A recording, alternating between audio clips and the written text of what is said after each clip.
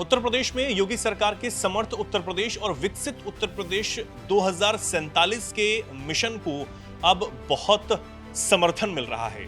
उत्तर प्रदेश के जो जनता है वो इस मिशन को यूपी को आगे बढ़ाने वाला मिशन के रूप में देख रही है और वो ये चाहती है कि इस मिशन को तेजी से आगे बढ़ाया जाए ताकि उत्तर प्रदेश न सिर्फ देश बल्कि दुनिया में एक अलग रूप में पहचाना जाए।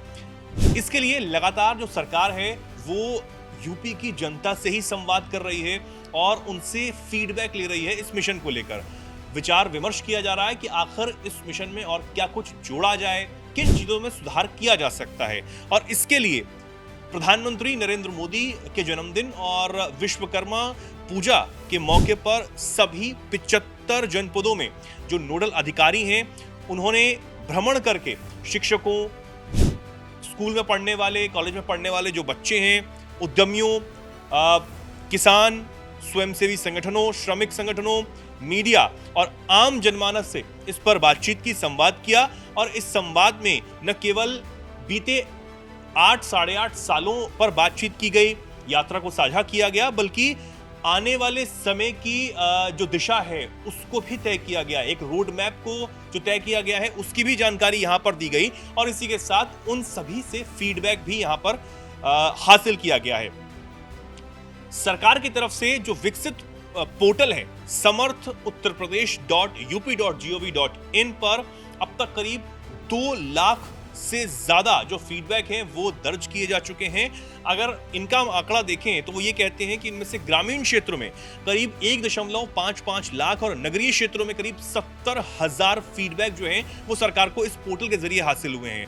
वहीं अगर हम उम्र के हिसाब से देखें तो करीब 77,000 सुझाव 31 साल से कम साल के जो लोग हैं उनकी तरफ से आए हैं और करीब 1.14 लाख से ज्यादा सुझाव 31 साल से 60 साल के जो लोग हैं उनकी तरफ से आए हैं। 30,000 सुझाव जो हैं वो इनकी तरफ से आए हुए हैं। तो ये एक बहुत बड़ी बात यहाँ पर हो जाती है और ये देखने को मिलता है कि किस तरीके से जो जनता है यूपी की वो सरकार की इस पहल में उनका साथ दे रही है, अपने सुझावों के जरिए सरकार की इस पहल का समर्थन भी करती हुई नजर आ रही है। शिक्षा के क्षेत्र में सबसे अधिक राय जो है वो यहाँ पर आई है।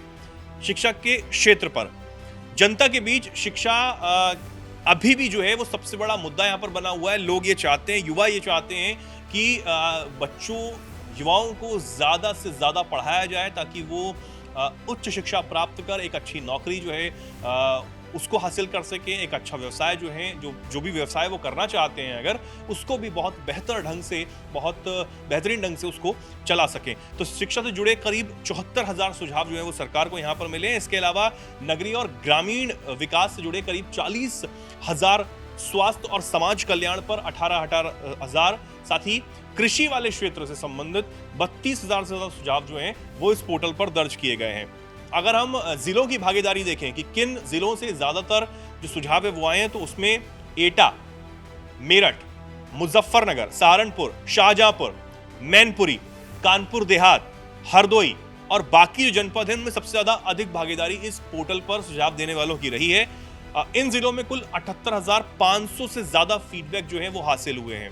सिर्फ इतने जिलों की अगर हम बात कर रहे हैं तो ये दिखाता है कि जो जनता है वो किस तरीके से, किस जोश के साथ इस अभियान में अपनी भागीदारी जो है वो निभाती हुई नजर आ रही है और साथ ही इस अभियान को, सरकार के इस मोटिव को किस गंभीरता से जनता यूपी की लेती हुई नजर आ रही है। सबसे बड़ी बात है कि उत्तर प्रदेश सांस्कृतिक टेक जो महोत्सव है उसको हर साल कराने की बात भी यहाँ पर कहते हुए लोग जो हैं वो नजर आ रहे हैं। पर्यटन के क्षेत्र में जो लोग उत्तर प्रदेश को देखने के लिए अलग अलग राज्यों से आते हैं, दुनिया के अलग अलग कोने से आते हैं, उनको मदद करने के लिए एक जो गाइड है उसको के तौर पर पसंदीदा भाषा में ऐतिहासिक तथ्यों की जानकारी उपलब्ध कराई जाएगी। किसके जरिए? एआई के जरिए। तो ये एक बहुत बड़ी बात यहाँ पर हो जाती है। पर्यटकों को एक बहुत बड़ी सुविधा जो है उत्तर प्रदेश में आने वाले समय में मिलेगी। इस पर भी सरकार, जो प्रशासन है वो लगातार काम करता हुआ नजर आ रहा है। और साथ ही उत्तर प्रदेश सांस्कृतिक टेक महोत्सव का आयोजन हर साल किया जाए ये भी कहा गया है, जिसमें पारंपरिक कला, जो शिल्प है, हस्तशिल्प है, जो संगीत है, जो पहचान है उत्तर प्रदेश की खासकर, उसको किस ढंग से एक लोगों के सामने, जो पर्यटक हैं उनके सामने लाया जाए। तो इसमें और सबसे बड़ी बात है आधुनिकता के दौर में उसको किस तरीके से लाया जा सकता है, उस पर भी काम जो है वो तेज कर दिया गया है। जैसे आप समझिए, एग्जांपल के तौर पर अगर हम उदाहरण के तौर पर देखें तो जो लाइट शोज होते हैं, वाटर शोज जो होते हैं, डिजिटल आर्ट जो होती है, और जो संगीत की जो चीजें होती हैं उससे जुड़े जो एग्जीबिशंस हैं, उनको किस ढंग से यहाँ पर लाया जाए और उत्तर प्रदेश की पहचान को देश और दुनिया में खूब ढंग से, खूब अच्छे ढंग से आगे बढ़ाया जाए, इस पर भी लगातार जो है वो काम करने की बात यहाँ पर होती हुई नजर आ रही है। तो ये सबसे ज्यादा आखिर में जो बात है वो कृषि आधारित व्यवसायों को प्रोत्साहन मिलना चाहिए, ये भी बात यहाँ पर की गई है।